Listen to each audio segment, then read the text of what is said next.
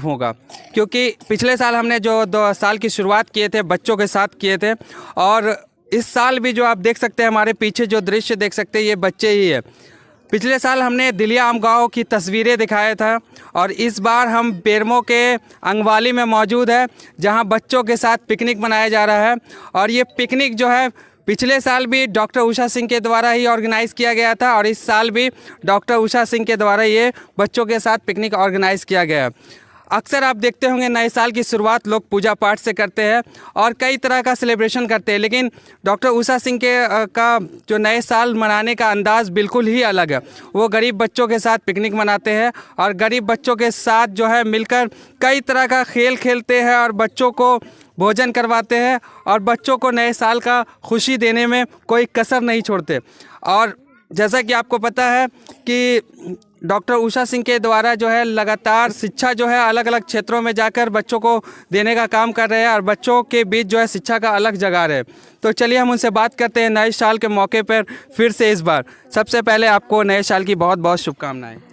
आपको भी अफरोज और आपके पूरा बेरमो टुडे न्यूज़ चैनल को बहुत बहुत शुभकामनाएं, मंगल कामनाएं।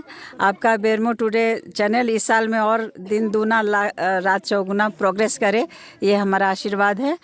और पूरे देशवासियों को हमारी तरफ से, झारखंड वासियों को, फुसरो अंगवाली सभी लोगों के लिए मेरी तरफ से बहुत सारी मंगल कामनाएं, शुभकामनाएं।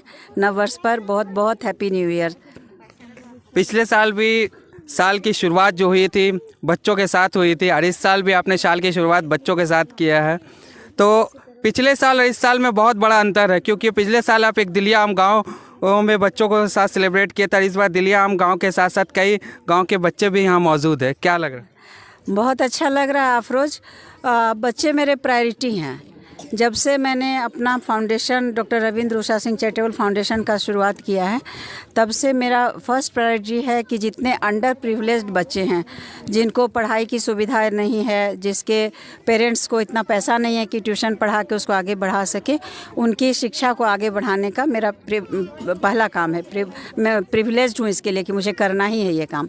तो सबसे पहले हमने एक ओपन स्कूल खोला दिलियाम गांव में, जिसमें कि पिछले साल, जहां तक आप जानते हैं, आप कवरेज भी लिए हुए हैं, तो पिछले साल दिलियाम गांव के सभी बच्चों को उसी गांव में हम लोग जाके पिकनिक दिए थे, क्योंकि बाकी लोगों के पास तो पैसा है, अपने बच्चों के साथ में सेलिब्रेट कर लेता है, लेकिन बहुत सारे ऐसे गरीब बच्चे हैं जिनको ठीक से माड़ भात भी खाने के लिए नहीं मिलता है। पिकनिक सेलिब्रेशन कहाँ से होगा?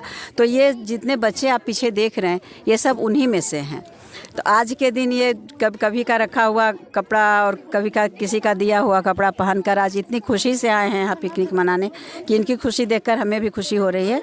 इस साल हम लोग दिलियाम गांव में ना रख के अंगवाली गांव में रखे, इस जगह में इसलिए रखे क्योंकि अभी और भी बहुत सारे बच्चों को हम लोग पढ़ा रहे हैं। कुछ इस साइड के अमलो खटाल के बच्चों को पढ़ा रहे हैं, तो उनको भी यहाँ पिकनिक में शामिल करना था। कुछ अंगवाली गाँव के बच्चों को शामिल करना था। तो ये क्षेत्र हमें सबसे अच्छा लगा, सेंटर मिला। तो दिलियाम के गांव के बच्चों को हम लोग गाड़ी बुक करवा के उनके बच्चों को भी लाए, उनके गार्जियंस को भी यहाँ पर बुलाए, और इस तरह से हम लोग खेल कूद का भी आयोजन करवाए। पिकनिक में बहुत सारे बच्चे पोइट्री बोले, खेल कूद किए और उनको प्राइज़ भी दिया गया तरह तरह का। बच्चे बहुत खुश हुए आज का पिकनिक मना के, और हमारे लिए यही सेलिब्रेशन सबसे बढ़ के है।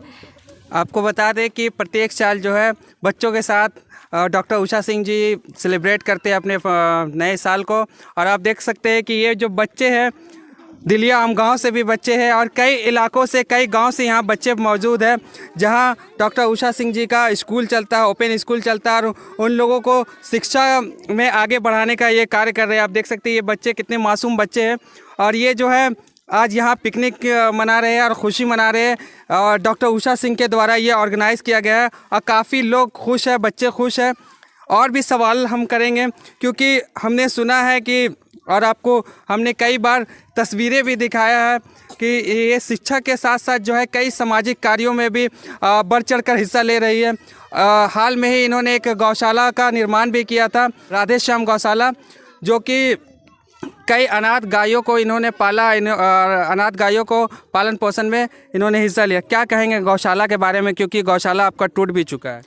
हाँ अफरोज, ऐसा हुआ कि हमारा कार्य तो कई क्षेत्र में चल रहा है और यहाँ पर खास करके बेरमो क्षेत्र में बहुत सारी अनाथ गाय कई बार सड़क दुर्घटना में मर जाती है, कई बार खदान में गिर के मर जाती है।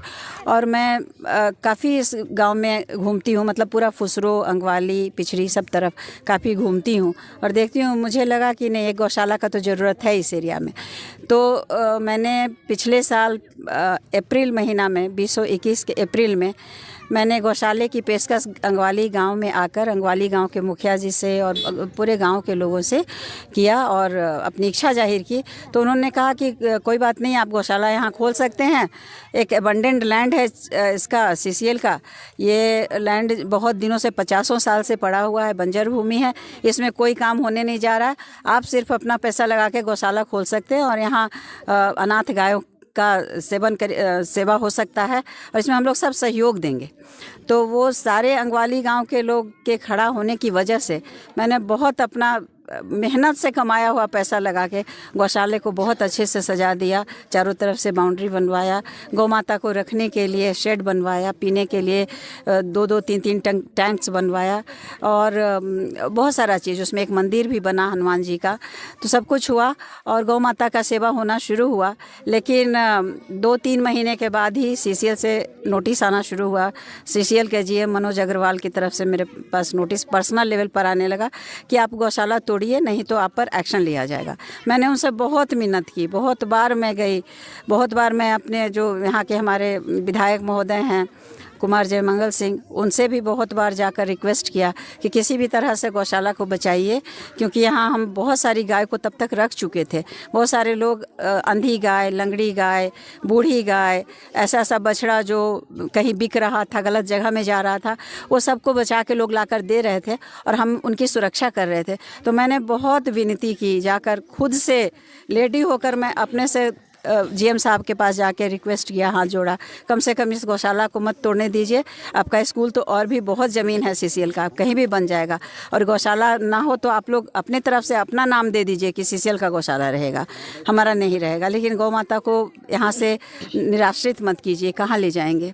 लेकिन उन लोग एक नहीं सुने और वहाँ पर तुरंत आनन फानन में उन लोग स्कूल का ये करवा दिए, कॉन्ट्रैक्ट दे दिए, स्कूल शुरू करा दिए, गौशाला तोड़ना शुरू करा दिए। लास्ट दिन तक मैंने महाशय को, अपने जो हमारे बेरमो विधायक महोदय हैं, उनको लास्ट डे तक भी मैंने बहुत रिक्वेस्ट किया कि आप किसी तरह से रोकिए, आप GM साहब को बोलिए कि गौशाला ना तोड़ने दें, थोड़ा आगे करके बना लें स्कूल, हमारा गौशाला ना टूटे, नहीं तो हमारा तो सारा का सारा इतना गाय को हम कहाँ ले जाएंगे, अपने घर में तो ले नहीं जा सकते। मेरे पास 25-26 पशु है, हम ले कहाँ जाएंगे।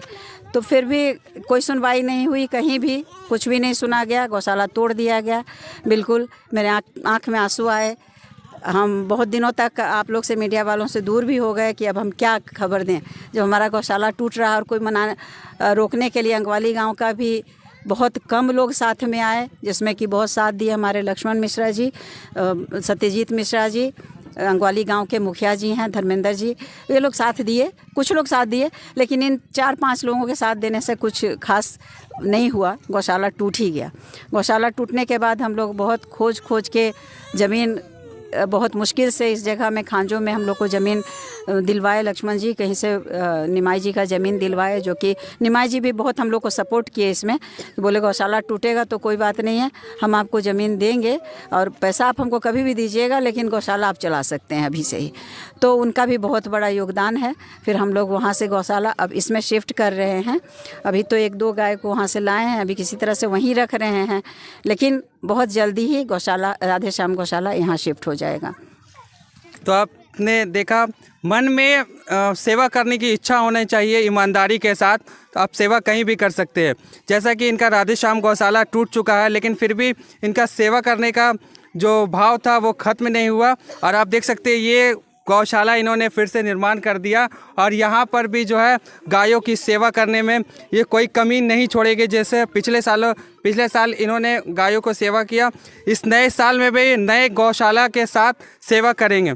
कुछ चंद सवालें और भी है, क्योंकि कल से जो साल गुजरने के साथ ही जो है पूरे बेरमो में एक फ़ोटो वायरल हुआ आपका, और वो फ़ोटो जो है राजनीतिक मुद्दा बन चुका है। लोग चर्चा का विषय बन चुका है। कई राजनीतिक पार्टी जो है चर्चा कर रहे हैं कि आप भाजपा में शामिल होने वाले हैं, क्योंकि बाबूलाल मरांडी के साथ आपका एक तस्वीर वायरल हुआ। जी अफरोज, आप बिल्कुल सही सुने हैं। बाबूलाल मरांडी जी से हमारी बातचीत बहुत अच्छे से हुई है। कल हम लोग उनके आवास पर गए थे और वो देश के ऐसा नेता हैं कि पूजनीय हैं। हम लोग जब वहाँ गए तो हमें तो महसूस ही नहीं हुआ कि हम लोग कभी पहले नहीं मिले थे। बहुत स्वागत किए बाबूलाल मरांडी जी, और गौशाला के बारे में उनको बताने गए थे। एक्चुअल में हमारा जो अप्रोच था गौशाला के लिए ही था कि हम लोग गौशाला चला रहे हैं, चलाना चाहते हैं, उस फील्ड में है नहीं, अनाथ और लावारिस गाय के लिए। बहुत सपोर्ट किए, उत्साहवर्धन भी किए, और वो बोले भी कि हम आपके पास आएंगे, बहुत जल्दी आएंगे, आपके गौशाला में आएंगे और आप चलाइए, हम आपके पीछे हैं लगे हुए।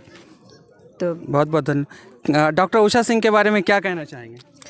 वो एक बहुत अच्छी वीमेन बीइंग है। वो बहुत अच्छा काम कर रही है क्षेत्र में, हमारे गाँव के विषय में, बच्चों के विषय में। उनको ये सब करता देख के हम लोग को प्रेरणा मिलता है, और वो एक बहुत अच्छी वीमेन बीइंग है। बच्चों से भी जानकारी लेंगे, क्या कहना चाहेगा? डॉक्टर रविंद्र उषा सिंह चैरिटी में जो हमारी उषा मैम है, वो ये नेक काम करके हमारे न्यू जनरेशन को सीख दे रही है। हमें उनसे सीखना चाहिए कि गौ माता की सेवा कैसे करें, अपने सनातन को कैसे बढ़ाएं। और मेन मैम ने जैसे कहा कि उनका मेन फोकस है चिल्ड्रन के ऊपर, जो जैसे आप देख रहे हैं इन लोग। तो मैम एक अच्छी डॉक्टर के साथ एक अच्छी ह्यूमन बीइंग भी है। तो मैम से बस मेरा यही रहता है कि उनसे कुछ सीखूं। तो देखा आपने, आप अपने क्षेत्रों में अच्छा काम करेंगे तो बच्चे भी अच्छे बनते हैं और बच्चों को एक अच्छी सीख मिलती है, जैसा कि डॉक्टर उषा सिंह के द्वारा किया जा रहा है। और बच्चे तो और क्या संदेश देना चाहेंगे? नया साल में हम बहुत कुछ करना चाह रहे हैं अफरोज। चाहते हैं कि घर घर में शिक्षा का अभियान चलाया जाए। यहाँ पर बहुत सारा मोहल्ला ऐसा है, जरीडी है, बेरमो में भी बहुत सारा खटाल वगैरह है जहाँ की शिक्षा की कमी है, वहाँ जाना चाहते हैं। बहुत सारा मुस्लिम मोहल्ला है जहाँ पढ़ाई के लिए लोग बहुत ज़्यादा जागरूक नहीं हैं।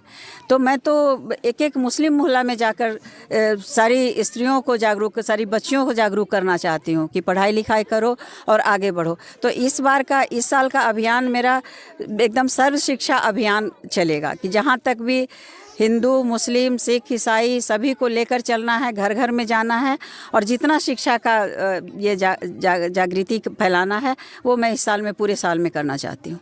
ऐसा कहा जा सकता है कि आप सामाजिक के साथ साथ राजनीतिक यात्रा भी निकालेंगे? हाँ बिल्कुल।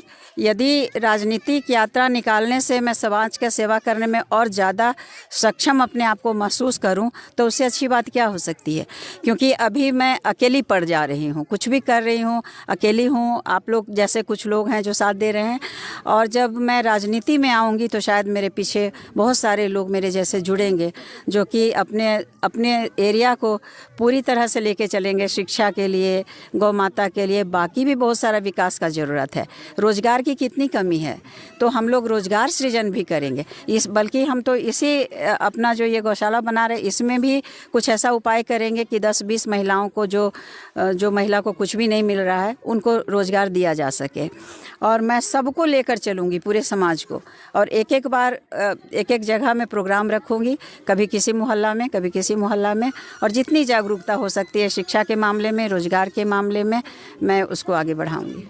क्या संदेश देना चाहेंगे हमारे दर्शकों को? संदेश नए साल में पहले तो आप सबको बहुत बहुत बधाई, पूरे देशवासियों को। और मेरा एक ही संदेश है कि सिर्फ अपने लिए जीना क्या जीना है, अपने लिए जिए तो क्या जिए, खुशी ये दिल जमाने के लिए। आदमी को हमेशा, एक व्यक्ति को ये करना चाहिए कि अपने लिए तो जो कर रहे हो सो कर रहे हो, अपने अगल बगल समाज को भी देख कर चलो, और उसके लिए भी जितना हो सके उतना कर सको। जिसका जितना बड़ा पॉकेट है उतना, लेकिन ज़रूर करो समाज के लिए भी। मैं यही शिक्षा देना चाहती हूँ सब किसी को। सब लोग सिर्फ अपने लिए सोचते हैं, इसीलिए समाज आगे नहीं बढ़ पा रहा है।